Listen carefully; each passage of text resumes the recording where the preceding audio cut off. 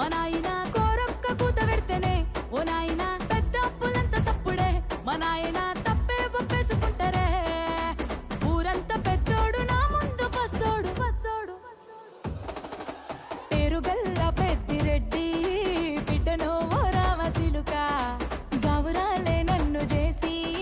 పెంచనే ఓ రామసిలుక పేరుగల్ల పెద్దిరెడ్డి బిడ్డను ఓ రామసిలుక గౌరాలే నన్ను చేసి పెంచనే ఓ రామసిలుక